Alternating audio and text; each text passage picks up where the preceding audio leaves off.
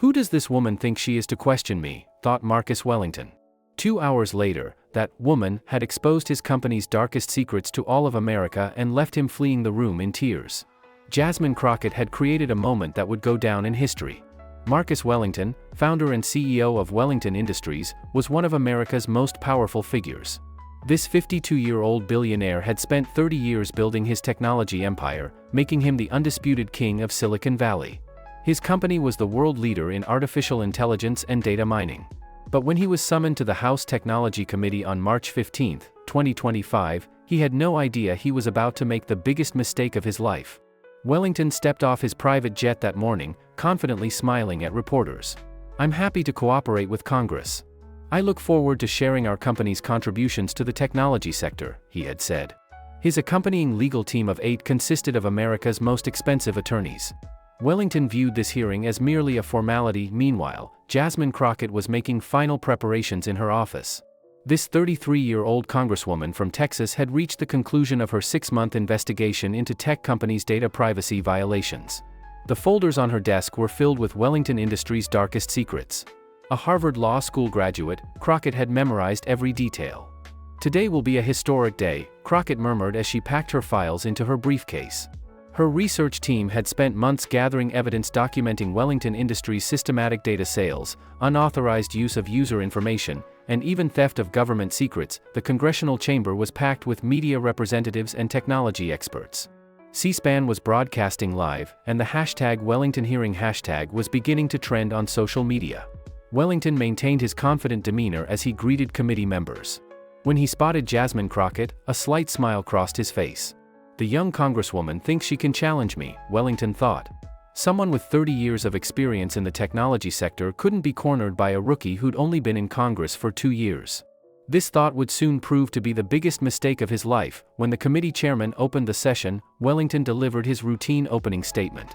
He spoke about his company's economic contributions, job creation, and technological innovations.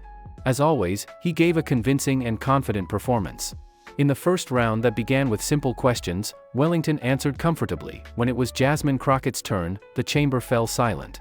The young congresswoman looked directly at Wellington and began, "Mr. Wellington, have you read your company's policy on protecting user data?" The question seemed innocent, but Wellington's lawyers began to tense up. "Of course, we have the industry's strictest standards when it comes to data privacy," Wellington replied, still confident. However, when Crockett opened her folder and pulled out the first document, Wellington's expression began to change. "This is very interesting, Mr. Wellington, because I have an internal email from your company here. Minutes from a 2023 meeting where you discussed selling customer data to third parties. Approved with your own signature. Shall I read it?" The cold determination in Crockett's voice captivated everyone in the chamber. Wellington hesitated for the first time.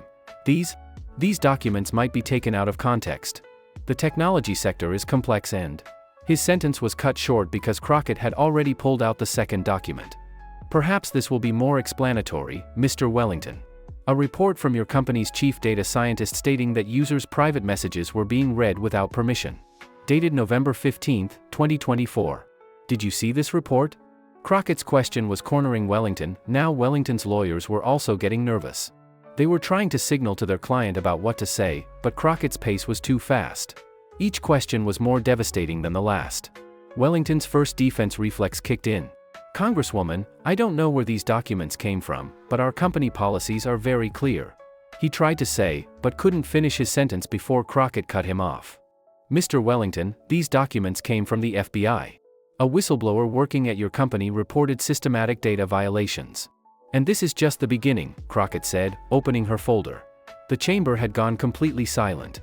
Cameras were closely following Wellington's changing facial expression. Pulling out the third document, Crockett asked, "What's this, Mr. Wellington?" "A secret agreement your company made with the Pentagon. To collect personal data from military personnel. You never reported it to Congress, did you?" When she asked this question, Wellington's lawyers whispered that they wanted to call for an emergency recess. "No, we'll continue," said Wellington, now sweating. He hadn't yet realized that his pride was leading him to his destruction. "These agreements are under national security." "National security?" The irony in Crockett's voice affected everyone.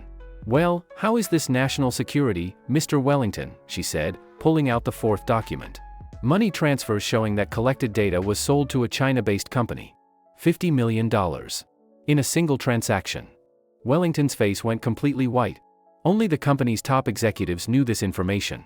This is impossible. How could this information? He began to stammer. Crockett continued mercilessly, impossible, Mr. Wellington? Because I have more. A statement from Margaret Steinberg, your company's CFO. Her full confession to the FBI. You ordered her to make this transfer. The Chinese are offering the highest bid. The chamber erupted. Journalists couldn't keep up with taking notes. Wellington's lawyers were trying to signal their client to stop talking, but it was too late. Wellington continued speaking with his reflex to defend himself. Margaret Steinberg was an employee we fired. She holds a personal grudge against us? He tried to say, but Crockett's cold smile stopped him. What about this, Mr. Wellington? She placed the fifth document on the table. A note written in your own handwriting. Margaret, expedite the China deal. Don't let Congress get suspicious. Dated January 3, 2025. Is this also Margaret's personal grudge? Wellington was now struggling to breathe. In his 30-year career, he had never been cornered like this. Each document was refuting his defense and confronting him with even bigger lies. How can we know this handwriting is yours? Wellington made one last attempt, his voice now trembling. Crockett laughed. A cold, calculated laugh. Because Mr. Wellington, there's also a video recording of the meeting where you wrote this note. Your company's security cameras recorded everything. I watched it at the FBI. It shows you writing this note. This statement delivered the final blow to Wellington. There was no escape route left. His eyes began to well up with tears. He was watching the empire he had built over 30 years crumble in 20 minutes, but Crockett wasn't finished yet. As she pulled out the sixth document, her question, and now the most interesting part, Mr. Wellington. Internal reports about your company collecting and selling children's personal data. Ages 8 to 12. To advertising companies. Do you think this is legal? Caused a collective gasp in the chamber. Wellington's first tear fell. We. This was to protect children. He tried to say, but his voice was no longer coming out. Protect? The anger in Crockett's voice affected the entire chamber. Selling the school performance, family income status, even psychological profiles of 10-year-old children is protecting them? 500,000 children's data, Mr. Wellington. 500,000. Wellington was now out of control. Tears were streaming down his cheeks. The billionaire CEO was crying on live television watched by millions. I'm sorry. As the company grew, I lost control. He began to whimper. You didn't lose control, Mr. Wellington, Crockett said with cold determination. You deliberately made choices. Every document bears your signature. Every decision was made with your approval. And now it's time to face the consequences. Wellington's tears wouldn't stop now. For the first time in his life, the billionaire CEO was defenseless in front of everyone's eyes. Crockett's folder was like a magic box, and each opening revealed new evidence that destroyed Wellington's world. Mr. Wellington, said Crockett, the ruthless professionalism in her voice mesmerizing everyone, now I'm going to ask you the final questions. And this time I advise you to tell the truth because every document in my possession will expose your lies. Wellington, wiping his face with a tissue, whispered in a trembling voice, continue. He no longer had the strength to fight. How much revenue did your company generate from selling user data in 2024? Crockett's question was simple but devastating. I don't remember the exact figures, said Wellington, but Crockett had already pulled out the seventh document, $2.3 billion, Mr. Wellington. Here's your CFO report. 47% of your company's total revenue came from data sales.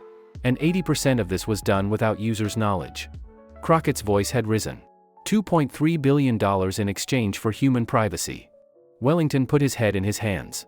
Yes, it's true. The competition was very tough. Other companies were doing the same thing. No, Mr. Wellington, Crockett interrupted. Other companies weren't selling children's data. Other companies weren't selling military information to enemy countries. Other companies weren't reading their users' private messages. Only you did this. Pulling out the eighth document, Crockett said, and here's the most devastating one, Mr. Wellington. Reports showing that your company detected users' suicidal thoughts and sold this information to insurance companies. You monetized people's weakest moments. This final blow completely destroyed Wellington. He began crying uncontrollably. I didn't know. I knew, but I didn't think we'd go this far. Money. Success. We always wanted more. The chamber was completely silent. cameras were recording this historic moment. One of America's most powerful CEOs was collapsing on live television. As Crockett pulled out the 9th document, she asked, "Mr. Wellington, do you know the number of people your company victimized?" "Because I do. 17 people. 17 people who committed suicide after learning their data was sold." "Did you apologize to their families?" "No," Wellington whispered. "I didn't know them. They were just numbers to me, just numbers," Crockett repeated, the disgust in her voice clear. "There it is, Mr. Wellington, there it is. 17 human lives were just numbers to you. 500,000 children were just numbers. Millions of users were just numbers." Wellington could no longer speak. He was just crying. His 30-year career, billions of dollars in wealth, prestige in the technology world, all of it had vanished in 30 minutes. "And finally, Mr. Wellington," said Crockett, pulling out the 10th and final document, "this is your own voice recording. What you said at last month's board meeting. Users are stupid, they won't even understand that we're selling their data. What matters is our profit. Are these your words, correct?" Wellington raised his head. His eyes were swollen, his face covered in tears. "Yes," he said. "Yes, I said it. I said everything. And everything is true. I became a monster. I sold people for money." Crockett now sat down. Her work was done. "Thank you, Mr. Wellington. I have no further questions." When the committee chairman adjourned the session, Wellington tried to stand but his legs wouldn't support him. His lawyers had to help him. As the billionaire CEO left the chamber in tears, cameras recorded his final image. Immediately after Wellington left the chamber, social media exploded. The hashtag Crockett destroys Wellington became the #1 trend on Twitter within 20 minutes. The live broadcast was breaking viewing records. CNN, Fox News, MSNBC, all channels were analyzing this historic moment. Wellington Industries stock lost 67% of its value before the session ended.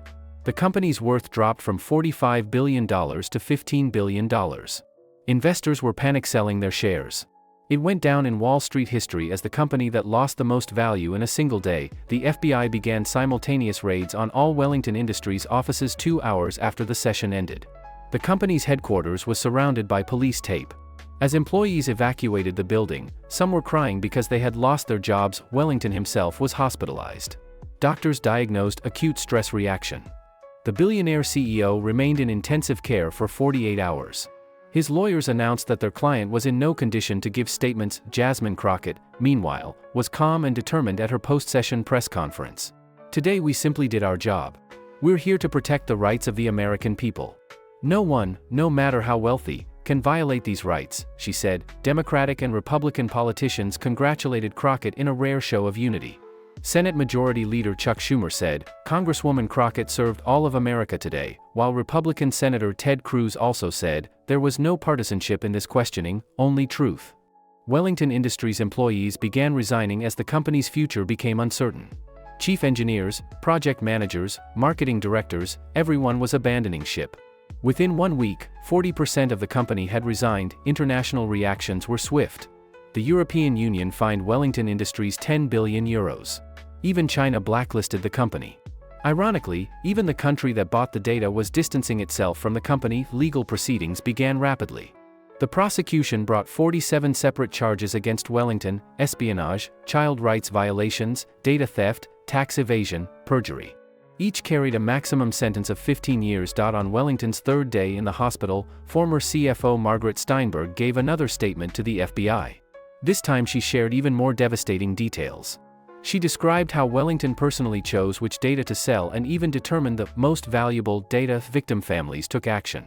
The families of the 17 suicide cases filed a $50 billion damages lawsuit against Wellington Industries. The same day, 2 million users started a class action lawsuit. The company began to completely collapse legally. Jasmine Crockett's popularity, meanwhile, soared. Time magazine named her a Person of the Year candidate. Harvard Law School planned to give her an honorary doctorate. Book offers were coming in. However, Crockett turned them all down. "I'm not here for fame," she said in an interview. "I'm here for justice." Wellington was just the beginning. There are more companies, more corruption. On the day Wellington was released from the hospital, protesters were waiting outside his home. "Give us back our data," they shouted. Wellington had to escape through the back door. His luxurious lifestyle was now a thing of the past. 6 months later, the trial began. Wellington pleaded guilty. He received a 35-year prison sentence. He would be lucky if he could get out of prison at 67. His wealth was distributed as compensation. Wellington Industries officially went bankrupt. The company's assets were purchased by rival companies. 50,000 employees lost their jobs. It went down in history as Silicon Valley's biggest collapse. Jasmine Crockett, meanwhile, wrote new regulations for technology companies. The Digital Rights Act passed Congress. Selling user data was banned. Collecting children's data became a crime. 1 year later, Crockett questioned another tech giant. This time that CEO, having watched Wellington's video, answered all questions honestly. The Crockett effect was born. Wellington, meanwhile, was writing journals in his prison. Jasmine Crockett destroyed me but maybe saved me too, he had written. Maybe I was truly human for the first time that day, when I was shedding tears. America had learned with a billionaire's tears, no one can escape accountability. Jasmine Crockett had proven it.